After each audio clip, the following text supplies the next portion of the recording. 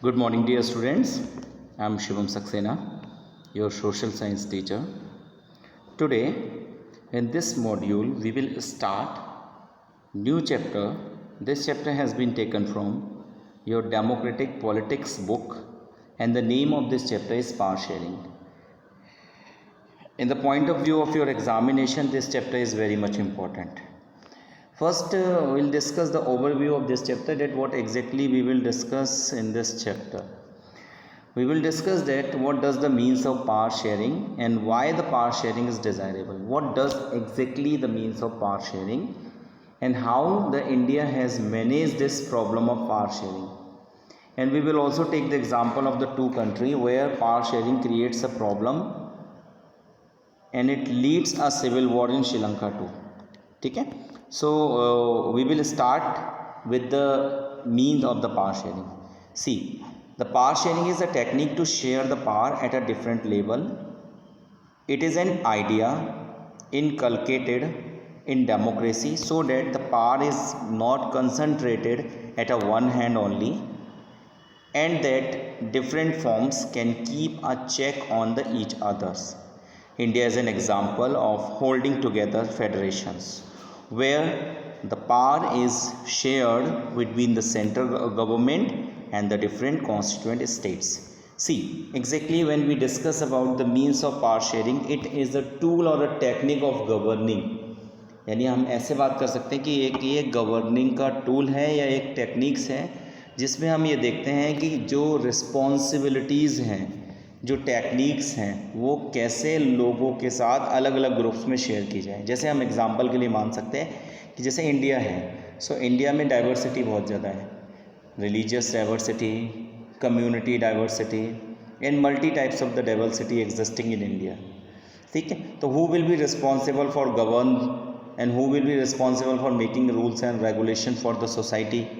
So there is a need of the power sharing कि if there is a power it should be shared among the lot of groups.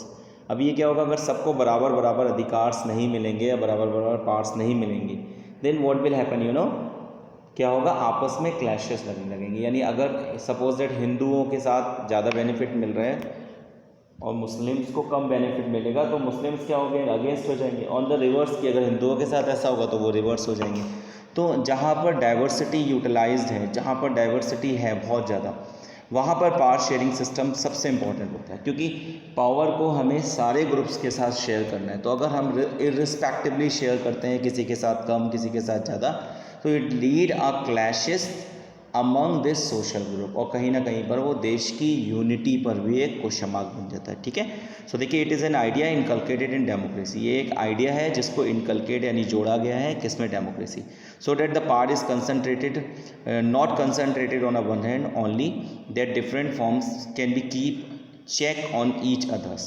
ठीक है, और ये इसलिए add किया गया है ताकि पावर शेयरिंग, ताकि पावर ऐसा ना हो कि एक ही के हाथ में जब पावर आ जाए. जैसे अगर एक के हाथ में पावर आ जाती है, तो लास्ट ईयर आप लोगों ने एक चैप्टर पढ़ा था Nazism the rise of Hitler, तो वो सिचुएशन हो जाएगी हिटलर वाली कि जब एक के हाथ में पावर हो गई तो वो अपने हिसाब से सारी चीज़ें कंट्रोल करता जाएगा. तो यहाँ पर पावर शेयरिंग में क्या है, power should be share among the different groups of the people, different groups of the community, so that when one person is misusing the power another can stop. ये check and balance system should be exist on the power sharing. ठीक है, India is a holding together. तो ये हम लोग discuss करेंगे कि to type के फेडरेशन होते हैं, होल्डिंग टुगेदर और कमिंग टुगेदर. ठीक है, so India belongs to the holding together, that we will discuss in the chapter कि होल्डिंग टुगेदर क्या है और कमिंग टुगेदर एग्जैक्टली फेडरेशन क्या है.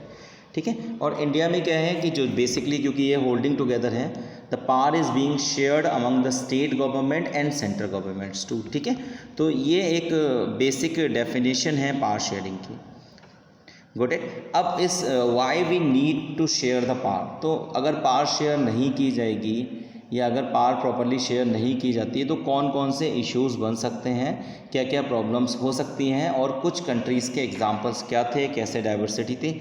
अब हम उस चीज़ को डिस्कस करेंगे कि उन लोगों ने कैसे पावर शेयरिंग सिस्टम को अडॉप्ट किया और कैसे पावर शेयरिंग की वजह से आने वाली प्रॉब्लम को रिजॉल्व किया. ठीक है, तो let's have a look on the. देखिए, हम स्टार्ट करेंगे फर्स्ट कंट्री जिसका नाम है बेल्जियम. तो पहले हम डाइवर्सिटी को डिस्कस करेंगे कि भाई why there is a need of the power sharing in the Belgium. और कैसे बेल्जियम ने पावर शेयरिंग सिस्टम्स को एक स्पेसिफिक तरीके से अडॉप्ट किया और अडॉप्ट करने के बाद कैसे उस पर्टिकुलर सिस्टम्स को अडॉप्ट करके सिविल वॉर की प्रॉब्लम को रिजॉल्व किया। ठीक है, तो देखिए हम लोग बेल्जियम की बात करेंगे तो पहले हम बेल्जियम का बेसिक इंफ्रास्ट्रक्चर थोड़ा सा डिस्कस करते हैं कि जो बेल्जियम है वो Belgium is a federation monarchy in western Europe. Western Europe की एक फेडरल मोनार्की है बेल्जियम, और it is a founder member of a European union and the host of the EU यानी यूरोपियन यूनियंस का head quarter as well. ठीक है, ये founder member भी है यूरोपियन यूनियन का और ये हेड क्वार्टर भी है। ठीक है, as do several other majority international organisation such as NATO। ठीक है, नॉन अलाइंड जो ऑर्गेनाइजेशन हैं ये सारे के सारे जो हैं वो बेल्जियम के साथ शेयर्स करते हैं, यानी बेल्जियम्स जो है वो इनके साथ जुड़ा हुआ है। ठीक है, बेल्जियम कवर अराउंड इतना, यानी बेल्जियम का जो जोग्राफिकल एरिया है वो लमसम इतने स्क्वायर किलोमीटर है। ठीक है, और लगभग पॉपुलेशन जो है वो 11 मिलियन पीपल्स है, जो कि हमारे देश के एक स्टेट से भी कम है, लगभग आप कह सकते हो हरियाणा से भी कम पॉपुलेशन है बेल्जियम की। ठीक है, अब देखिए हम बेल्जियम में जो एथनिक कंपोजिशन है यानी जो डाइवर्सिटी है या बेल्जियम में रहने वाले लोग जो हैं वो आपके किस किस ग्रुप के हैं, ये आपका एथनिक कंपोजिशन कहलाता है कि बेल्जियम में रहने वाले लोग। देखिए बेल्जियम में केवल एक टाइप की डाइवर्सिटी है, वो है लिंग्विस्टिक डाइवर्सिटी है। लिंग्विस्टिक डाइवर्सिटी इसलिए क्योंकि वहाँ पर रहने वाले लोग अलग अलग लैंग्वेजेस को बिलोंग करते हैं। जैसे अगर हम देख सकते हैं तो डच स्पीकर्स जो हैं पूरे बेल्जियम में सबसे ज़्यादा है 59%, यानी 59% जो पॉपुलेशन है, जो भी हमने पीछे 11 मिलियंस पढ़ी थी, 59% पॉपुलेशन जो है वो डच को स्पीक करती है, 40% पॉपुलेशन हमारी फ्रेंच स्पीकर है और 1% जो पॉपुलेशन आपकी है वो जर्मन स्पीकर है। यानी वहाँ पर 3 भाषाएँ जनरली बोली जाती हैं, डच, फ्रेंच और जर्मन। ठीक है, इसके अलावा उसकी कैपिटल का नाम है Brussels. Brussels is a capital of Belgium. ठीक है, तो ब्रज़ल क्या है, आपकी बेल्जियम की एक कैपिटल है और उस कैपिटल के जो एथनिक कंपोजिशन है वो कुछ ऐसे हैं कि उसमें लगभग जो ब्रज़ल है, यहाँ पर जो बात की जा रही है वो ब्रज़ल की बात की जा रही है। ब्रज़ल में रहने वाले ज़्यादातर लोग जो हैं 20% लोग जो हैं लगभग डच स्पीकर हैं और आपके 80% जो हैं वो आपके फ्रेंच स्पीकर हैं। तो अगर हम ओवरऑल एनालाइज करें तो पूरे देश यानी बेल्जियम में मैक्सिमम बोले जाने वाली लैंग्वेज कौन सी है, वो है डच। बट एक सिचुएशन ये भी है कि उसकी जो कैपिटल सिटी है उसमें मैक्सिमम बोले जाने वाली लैंग्वेज क्या है, फ्रांस। ठीक है, तो I hope it is clear कि जो फ्रांस है वो मैक्सिमम बोले जाने वाली भाषा है ब्रज़ल की। ठीक है, तो फ्रांस जो है वो भाषा है बोले जाने मैक्सिमम बोले जाने वाली लैंग्वेज है ब्रज़ल की। ठीक है, गॉट दैट पॉइंट। देखिए ये बेसिकली क्या है, यहाँ पर एथनिक कंपोजिशन है। यदि अगर हम उसके कैपिटल सिटी की बात करें तो उसमें सबसे ज़्यादा जो बोली जाती है वो फ्रांस बोली जाती है, फ्रेंच लैंग्वेज बोली जाती है, और जबकि पूरे बेल्जियम में जो है वो आपका सबसे ज़्यादा बोले जाने वाली लैंग्वेज डच है। ठीक है, तो ये हम लोगों ने basically ethnic compositions of Belgium's को डिस्कस किया है और इसके बाद हम लोग एक और एथनिक कंपोजिशन ऑफ श्रीलंका भी डिस्कस करेंगे। ठीक है, तो यहाँ पे देख लीजिए हमें डाइवर्सिटी जो नज़र आ रही है बेल्जियम में वो डाइवर्सिटी एज़